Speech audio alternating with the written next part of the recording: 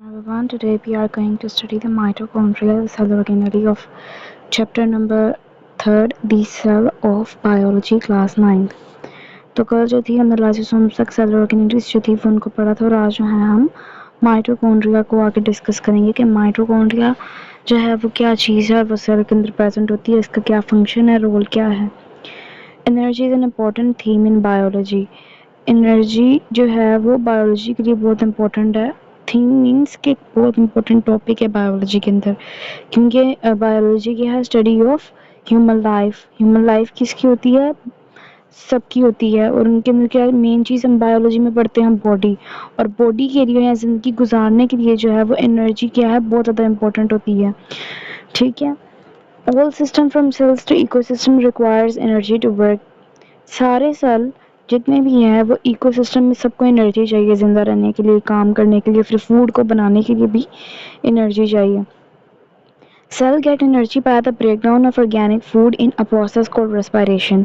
अब सेल को एनर्जी कहाँ से मिलती है? ठीक है, सेल को एनर्जी किससे मिलती है? एक प्रोसेस जिसको हम रेस्पिरेशन कहते हैं, जिसके अंदर क्या होता है, जो ऑर्गेनिक फूड होता है, ऑर्गेनिक गैसेस होते हैं, ऑर्गेनिक कंपाउंड्स होते हैं, उनका ब्रेकडाउन होता है और वो क्या है, एटीपी एनर्जी प्रोड्यूस करता है।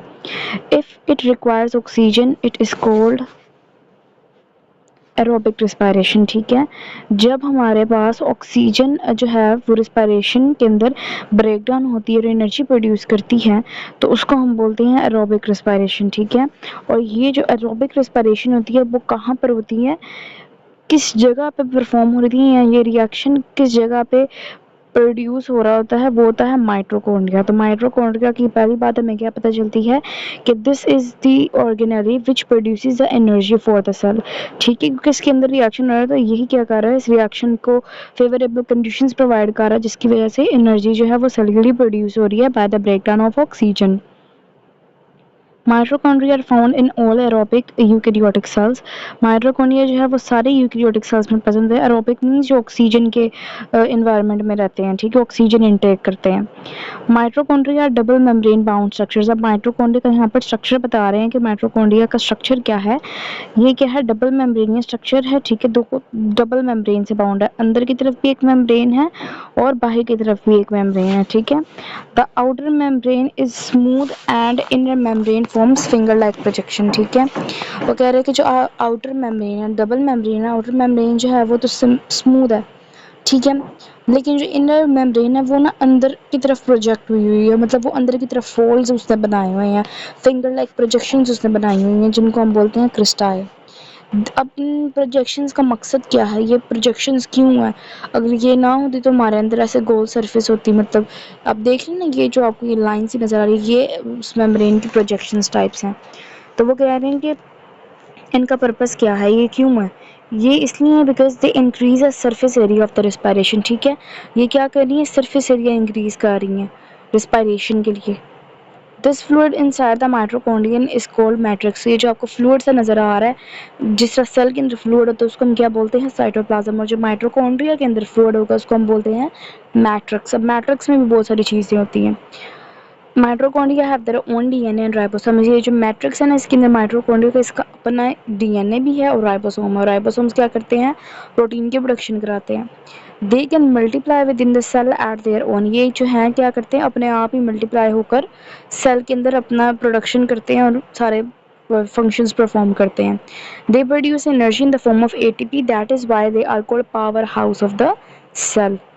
एनर्जी किस फॉर्म में प्रोड्यूस करते हैं, एटीपी में, जो सेल यूटिलाइज करता है बाकी फंक्शन परफॉर्म करने के लिए। ठीक है, अच्छा, तो इसलिए हम माइटोकॉन्ड्रिया को हम क्या बोलते हैं, power house of the cell, क्योंकि ये पावर की प्रोडक्शन भी कर रहा है और उसको स्टोर भी कर रहा है। नेक्स्ट जो है वो है हमारे पास सेल ऑर्गेनेली प्लास्टिड्स। प्लास्टिड जो है वो प्लांट सेल्स में होते हैं। Plastids are double membrane bound organelles, they are found in plants and algae. अच्छा जी, अब माइटोकॉन्ड्रिया की तरह ये भी क्या है, डबल मेम्ब्रेन है, और ये किन में प्रेजेंट होते हैं, प्लांट्स और एल्गाई के अंदर। There are 3 types of plastids. अब प्लास्टिड्स की यहाँ पे 3 टाइप्स है, 3 किस्म के प्लास्टिड्स प्लांट्स और एल्गाई में प्रेजेंट होते हैं। First is chloroplast, then chromoplast and then leucoplast. तो क्लोरोप्लास्ट तो हर प्लांट में प्रेजेंट होता है, जो उसको ग्रीन कलर देता है। अब क्लोरोप्लास्ट होता क्या है, हम सच में पढ़ते हैं। Chloroplasts are usually oval in structure. Two membranes of the chloroplast form chloroplast envelope. अच्छा जी, तो सबसे पहले क्या है, ये एक ओवल स्ट्रक्चर होता है, एक ओवल बॉल सा होता है और इसकी भी क्या है, दो मेम्ब्रेन्स होती हैं। दो मेम्ब्रेन्स मिलकर क्या बनाती है, एक इन्वेलप बना देती है, जिसको हम क्या बोलते हैं, chloroplast envelope. They have their own DNA and ribosomes. Mitochondria की तरह ये भी डबल मेम्ब्रेन है और इसके अंदर इसका अपना डीएनए राइबोसोम होता है। They can multiply within the cell at their own. ये भी अपने आप जो है सेल के अंदर मल्टीप्लाई हो सकते हैं और अपना फंक्शन परफॉर्म करते हैं। जैसे कि माइटोकॉन्ड्रिया थे ना, कि अपने आप ही सेल में मल्टीप्लाई होकर अपना नंबर इंक्रीज करेंगे और एनर्जी की प्रोडक्शन को इंक्रीज करेंगे, उसी तरह ये भी करेंगे, ठीक है। They have a system of membranes containing chlorophylls and other photosynthetic pigments, ठीक है।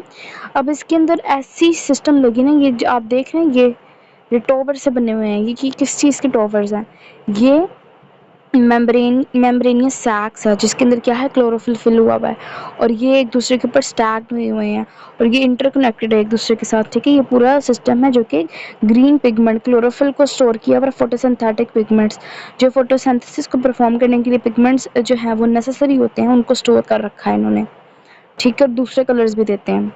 This system consist of hollow cone like membranous structures called thylakoids. तो ये जो स्टैक हुई हुई है ना, इनको हम बोलते हैं थाइलाकोइड्स मेम्ब्रेन, ठीक है। ये थाइलाकोइड्स के अंदर क्लोरोफिल भरा हुआ है और ये एक दूसरे के ऊपर क्या हुई है, कॉइन्स की तरह स्टैक हुई हुई हैं। मैनी थाइलाकोइड्स स्टैक टू फॉर्म क्रैनम, ठीक है। तो ये जो, अच्छा, ये एक जो थैली है या एक ये जो सर्कल आपको नज़र आ रहा है, इसको हम थैलाकोइड्स बोलते हैं और ये जो फुल एक टॉवर्स है, ये जो 1 2 3 4 5 6 7 8 सर्कल्स एक दूसरे के ऊपर पड़े हैं, इसको हम क्या बोलते हैं, वन ग्रैनम। तो यहाँ पे हमें 1 2 3 4 ग्रैनम नज़र आ रही है और हर ग्रैनम के अंदर कितनी थाइलाकोइड मेम्ब्रेन्स आपको नज़र आ रही हैं। Some thylakoids of adjacent grana fuse to form intergrana. जो कुछ थाइलाकोइड्स हैं वो एक दूसरे, ठीक है, एक इंडिविजुअल ग्राना इसके साथ फ्यूज करते हैं, तो ये क्या बनाती है, इंटरग्राना। इंटरग्राना ये जो आपको ये नज़र आ रहा है ना, इंटरकनेक्शन सा नज़र आ रहा है, दोनों ग्रैनम को जो जोड़ है इसको हम इंटरग्राना बोलते हैं और ये किससे हुआ है, थाइलाकोइड्स की फ्यूजन से। This part of chloroplast is called stroma. This the fluid part, अच्छा, ये जो फ्लूइड बना हुआ है ना, क्योंकि अब हर चीज़ के अंदर फ्लूइड तो होता है। माइटोकॉन्ड्रिया के अंदर जो फ्लूइड था उसको हम क्या बोल रहे थे, मैट्रिक्स, और इसके अंदर जो फ्लूइड है ये आपको डायग्राम में भी नज़र आ रहा है, ये इसको हम बोलते हैं स्ट्रोमा, ठीक है। Chloroplast synthesise food by photosynthesis process. अब क्लोरोप्लास्ट अपना फूड किस तरीके से बनाते हैं, फोटोसिंथेसिस के प्रोसेस से। It takes place in two phases, जो कि दो फेजेस में होती है। एक light dependent phase which takes place in thylakoid membrane. Light dependent phase जो है वो कहाँ पे होता है, थैलाकोइड के अंदर होता है। और दूसरा light independent phase which takes place in stoma. और दूसरा जो है जो लाइट पे डिपेंड नहीं करता, अगर लाइट हो या ना हो वो टेक प्लेस करता है, वो किसके अंदर करता है, स्ट्रोमा के अंदर, यानी फ्लूइड के अंदर। सेकेंड प्लास्टर जो है हमारे पास वो है chromoplast. Chromoplast are coloured other than green, they may be red, pink, yellow, blue, purple etcetera. अच्छा, क्लोरोप्लास्ट में बड़ा कुछ उसके अंदर ग्रीन पिगमेंट होता है, क्लोरोफिल होता है जो कि प्लांट को ग्रीन कलर देता है। जबकि क्रोमोप्लास्ट में वो क्या बता रहे हैं कि ये हमारे पास दूसरे कलर्स प्रोवाइड करता है प्लांट को, जिसके अंदर red, pink, yellow, blue, purple आ जाते हैं और बहुत सारे कलर आ जाते हैं। They are found in flower petals to attract insects, insects help in pollination.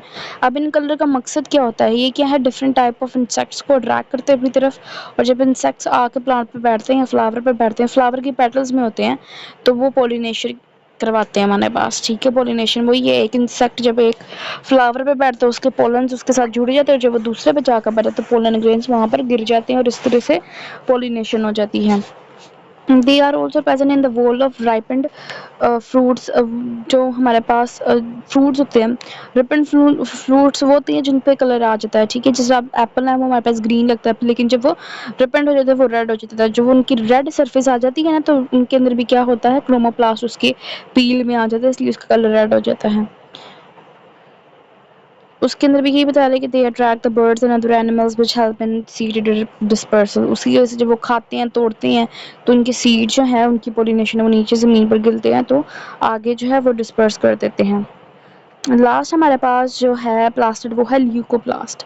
Leucoplast are non pigmented plastids. अच्छा, इसके अंदर कोई कलर है ही नहीं है, ये कलरलेस है, नॉन पिगमेंटेड है, ठीक है। They are food storing organelles using usually found in roots, bulbs and stem tubers. They store carbohydrates, proteins and lipids. अच्छा जी, तो जो हमने पढ़ा प्लास्ट जो है वो हमारे पास मेनली लीव्स वगैरह में प्रेजेंट होते हैं, जो ग्रीन सरफेस होते हैं, ये ग्रीन पार्ट्स होते हैं प्लांट्स के, वहाँ पर प्रेजेंट होता है। जो क्रोमोप्लास्ट होता है वो हमारे पास फ्लावर पेटल्स में होता है और फ्रूट्स के पील्स में होता है, कलरफुल जो देता है। ल्यूकोप्लास्ट जो है वो नॉन पिगमेंटेड है, उसके अंदर कोई कलर नहीं होता है, इसलिए वो क्या करता है, वो उसका मकसद क्या है, फूड स्टोरेज, ठीक है, वो फूड को स्टोर करता है। और कहाँ पे प्रेजेंट होता है, जहाँ पर फूड की या एनर्जी की ज़्यादा ज़रूरत होती है। तो मेन जिस पर पूरा प्लांट खड़ा होता है वो उसकी क्या होती है, रूट्स होती हैं, बल्ब्स होती है, स्टेम ट्यूबर्स होते हैं। तो ल्यूकोप्लास्ट जो हैं वो वहाँ पर प्रेजेंट होते हैं। दे स्टोर करते हैं, वो कार्बोहाइड्रेट, प्रोटीन और लिपिड्स, ये क्या है, सब ऑर्गेनिक कंपाउंड्स है, और इनकी ब्रेकडाउन पर एनर्जी प्रोडक्शन होती है जो कि प्लांट को मिलती है। फिर हमारे पास है जी वैक्यूल। अब वैक्यूल क्या है, vacuole is a membrane bound fluid filled sac, ठीक है। ये भी क्या है, मेम्ब्रेन बाउंड है, सिंगल मेम्ब्रेनियस स्ट्रक्चर है और फ्लूइड इसके अंदर भरा होता है, ठीक है। एनिमल सेल में have many vacuoles which exist temporarily. Animal cell के अंदर जो है ना वो छोटे छोटे काफ़ी ज़्यादा वैक्यूल्स होते हैं, जैसे आपको ये कॉन्ट्रैक्टाइल वैक्यूल नज़र आ रहा है, ठीक है। ये एक सेल है पूरा, ये न्यूक्लियस है, ये कॉन्ट्रैक्टाइल वैक्यूल, ये फूड वैक्यूल। एनिमल सेल में ज़्यादा प्रेजेंट होते हैं, जो कि टेम्पोरेरी होते हैं, मतलब वो खत्म भी होते हैं फ्यूज़ होके। फूड वैक्यूल जो है वो उसके साथ फ्यूज़ होगा, एनर्जी बनाएगा और फिर एक्सक्रीट आउट हो जाएगा, ठीक है। They contain water and food substances, उनके अंदर क्या होता है, वाटर होता है और फूड सब्सटेंसेस होते हैं। Some fresh water organisms like amoeba and sponges have contractile vacuoles which collect and pump out extra water in other weights, ठीक है। कुछ ऐसे जानवर, फ्रेश वाटर एनिमल्स, जिनका मतलब पानी में ज़्यादा रहना होता है, लाइक कौन से organisms, like amoeba and sponges, उनके अंदर कौन से वैक्यूल्स होते हैं, कॉन्ट्रैक्टाइल वैक्यूल, जो कि कॉन्ट्रैक्ट हो जाते हैं, जो अपने अंदर क्या है, एक्सेस ऑफ वाटर को पहले एब्जॉर्ब कर लेते हैं और फिर बाहर जाकर कॉन्ट्रैक्ट करके उसको एक्सक्रीट आउट कर देते हैं, एक्सेस वाटर को या फिर वेस्ट सब्सटेंसेस को। सम sales ingest food by forming food vacuoles which is then digested into simple molecules। कुछ सेल्स ऐसे होते हैं जो कि अपने फूड को किस तरीके से डाइजेस्ट करते हैं, फूड उनकी सेल में एंटर होते हैं, वो फूड वैक्यूल बना देते हैं। वेसिकल्स जो निकलती है ना गोल्जी अपरेटस के अंदर से, जब वो जो फूड के साथ फ्यूज होता है तो वो फूड वैक्यूल बन जाता है, और फिर वो क्या करते हैं, उसके अंदर लाइसोसोम बनना पड़ता है, कि लाइसोसोम के अंदर क्या होते हैं, डाइजेस्टिव एंजाइम्स होते हैं। तो वो एंजाइम्स क्या है, उस फूड को हजम कर देते हैं, उसको ब्रेक डाउन करते हैं और एनर्जी प्रोडक्शन कर देते हैं। और बाकी जो वेस्ट सब्सटेंस होता है वो जो है वो वेसिकल के तौर पर बाहर निकल जाता है। अब प्लांट सेल की बात कर ले तो plant cell have a large central vacuole as shown in the picture.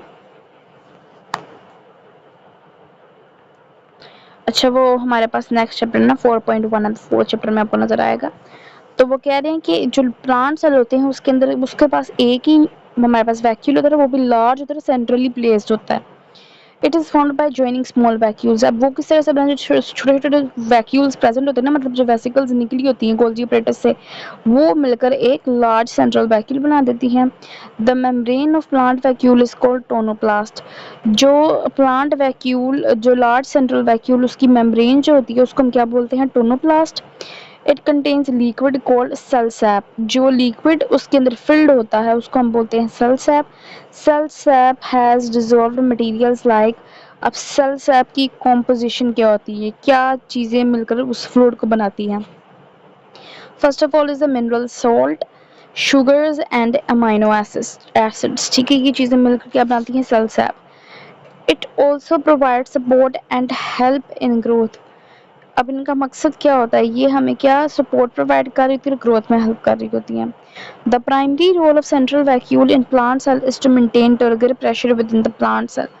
Main function या मेन मकसद क्या है एक लार्ज सेंट्रल वैक्यूल का प्रेजेंट होना प्लांट सेल के अंदर, कि ये क्या है, टर्जिडिटी जो होती है सेल की उसको मेंटेन करता है, टर्गर प्रेशर को मेंटेन करता है प्लांट सेल के अंदर। क्योंकि प्लांट सेल क्या करते हैं, फोटोसिंथेसिस परफॉर्म करते हैं, उनके अंदर क्या है, water as a by product भी प्रोड्यूस होता है और वाटर उनको चाहिए भी होता है। पानी हम देते हैं ना पौधों को, तो उनके अंदर टर्जिडिटी को, टर्गर प्रेशर को कंट्रोल करने के लिए सेंट्रल वैक्यूल होता है। जब एक्सेस अमाउंट ऑफ वाटर दी जाती है तो वो सेल से एब्जॉर्ब करके खुद को एक लार्ज सेंट्रल वैक्यूल बना लेता है, ठीक है। और जब आप देखते हैं कि सेल के अंदर डिहाइड्रेशन हो रही है या सेल को पानी की ज़रूरत है, तो वो जो है वो सिक्रीट करता है वाटर, या फिर मतलब उसकी फ्लूइडिटी, जो सेल के साइटोप्लाज्म की फ्लूइडिटी है उसको इंक्रीज कर देता है। Turgor pressure occurs when the fluid content of cell pushes the cell membrane against the cell wall in order to provide shape to the plant cell. Trigger pressure तब होता है, trigger pressure किस चीज़, trigger pressure हम किस चीज़ का pressure कह रहे हैं ये मैं आपको बताता हूँ। ट्रिगर प्रेशर में उस चीज़ का प्रेशर कह रहे थे कि जब हमारे पास फ्लूइडिटी इंक्रीज हो जाती है, ज़ाहिर सी बात है जब सेल के अंदर वाटर की कंसनट्रेशन ज़्यादा हो जाती है तो क्या होता है, वो फ्लूइड हो जाता है, ठीक है, मतलब बहुत ज़्यादा उसके अंदर फ्लूइड होता है, तो उससे क्या होता है कि प्रेशर जो मेम्ब्रेन के अंदर इंक्रीज हो जाता है। तो जो सेल ऑर्गेनेलिज हमारे साइटोप्लाज्म के अंदर प्रेजेंट होती हैं, जो जितना भी कंटेंट सेल के अंदर साइटोप्लाज्म के अंदर होता है, जब साइटोप्लाज्म की अमाउंट इंक्रीज होगी क्योंकि उसके अंदर वाटर की कंसनट्रेशन इंक्रीज होगी, तो वो क्या करेंगे, आपकी सेल मेम्ब्रेन और सेल वॉल पर दबाव डालेंगे और उससे क्या होगा, आपका सेल जो है वो फटने के करीब हो जाएगा। तो ये हम इस चीज़ को क्या बोल रहे हैं, ट्रिगर प्रेशर बोलते हैं। तो इसको कंट्रोल करता है हमारे पास लार्ज सेंट्रल वैक्यूल। नेक्स्ट हमारे पास जो ऑर्गेनेली है वो सेंट्रियोल्स। सेंट्रियोल्स क्या है, centrioles are hollow open ended cylinders like structure. अब ये क्या है, होलो मीन्स अंदर से खाली होंगे, एंडेड ओपन एंडेड, एंड से क्या है ओपन है, और cylinder like structure, hollow cylinder, cylinders hollow होते हैं उनके गैस बढ़ी जाती है, उस तरह सेंट्रियोल्स भी क्या है, होलो जो है वो सिलेंडर लाइक स्ट्रक्चर होते हैं। They are found in animal cell, animal cells के अंदर प्रेजेंट होते हैं। They exist in pairs near the nuclear envelope. Nuclear envelope क्या होती है, न्यूक्लियस की मेम्ब्रेन। अभी हम न्यूक्लियस पे आगे पढ़ेंगे। अच्छा, न्यूक्लियस भी क्या है, डबल मेम्ब्रेन बाउंडेड ऑर्गेनेली है, ठीक है, जैसे माइटोकॉन्ड्रिया और हमने पढ़े ना प्लास्टिड्स, क्लोरोप्लास्ट वगैरह, उसी तरह जो हमारे पास वो है न्यूक्लियस है वो भी डबल मेम्ब्रेन बाउंड होता है, ठीक है। तो ये जो सेंट्रियोल्स होती हैं ना उसके करीब प्रेजेंट होती हैं, उसके करीब बनती हैं, पेयर्स में बनती हैं, ठीक है। Each centriole consist of 9 triplets of microtubules, ठीक है। ईच सेंट्रियोल जो है, अब ये सिलेंडर बना हुआ है आपको नजर आ रहा है, लेकिन वो सिलेंडर किस चीज से बना हुआ है, माइक्रोट्यूब्यूल से। और माइक्रोट्यूब्यूल के अरेंजमेंट क्या है कि तीन तीन जो ट्रिपलेट्स का पेयर है माइक्रोट्यूब्यूल्स का, वो 9 ऐसे पेयर्स हैं ट्रिपलेट्स के माइक्रोट्यूब्यूल्स के, वो 9 मिलकर बना रहे हैं हमारे पास ये सिलेंडर का स्ट्रक्चर, आपको नजर आ रहा होगा डायग्राम में, ठीक है। Each centriole consists of 9 triplets of microtubules. In the start of cell division, centrioles duplicate and two pairs move to the opposite side, ठीक है। जब हमारे पास सेल डिवीजन होती है, मतलब सेल डिवाइड करता है, तो हमारे पास ये जो पेयर है, हमने पढ़ा ना कि दो पेयर होते, मतलब पेयर्स में प्रेजेंट होती हैं। तो ये जो टू पेयर है, एक सेंट्रियोल एक साइड पे मूव कर जाती है सेल के, और दूसरी जो है दूसरे पोल पे, अपोजिट पोल्स पे मूव कर जाती है। This helps in the formation of spindle apparatus. और ये क्या है, स्पिंडल फाइबर्स की या स्पिंडल अपरेटस की फॉर्मेशन में हेल्प करती है, ठीक है। They are also involve in the formation of cilia and flagella. जो सीलियर फ्लैजेला भी हमारे बॉडी में, बॉडी के सेल के अंदर बनते हैं, उसकी प्रोडक्शन में भी हेल्प करते हैं। सीलियर फ्लैजेला भी जो है वो सेल ऑर्गेनेलिज, और ये हमारे पास क्या है, locomotion, locomotory organelles, locomotion cell को प्रोवाइड करती हैं, ठीक है। नेक्स्ट हमारे पास है जी साइटोस्केलेटन। साइटोस्केलेटन, स्केलेटन से आपको एक बात समझ आनी चाहिए कि स्केलेटन वो चीज़ होती है, हार्ड चीज़ होती है जो आपके सॉफ्ट कंटेंट को जो है वो सपोर्ट प्रोवाइड करती है। तो साइटोस्केलेटन मीन्स ये जो फ्लूइडी स्ट्रक्चर है, ये जो सॉफ्ट स्ट्रक्चर है सेल का, उसको बेस प्रोवाइड कर रही है, उसको सपोर्ट प्रोवाइड कर रही है। Cell has a system of variety of fibrous proteins throughout the cell. Cell के अंदर जो है एक variety of fibrous protein, fibres proteins हैं लेकिन फाइबर्स की फॉर्म में प्रेजेंट होते हैं, जो पूरे साइटोप्लाज्म में डिस्पर्स होते हैं, जो कि इस फ्लूइड, इस सॉफ्ट कंटेंट को सपोर्ट प्रोवाइड कर रहे होते हैं। These proteins collectively form cytoskeleton. ये जो प्रोटीन्स होती हैं फाइबर्स, ये क्या बनाती हैं मिलकर साइटोस्केलेटन।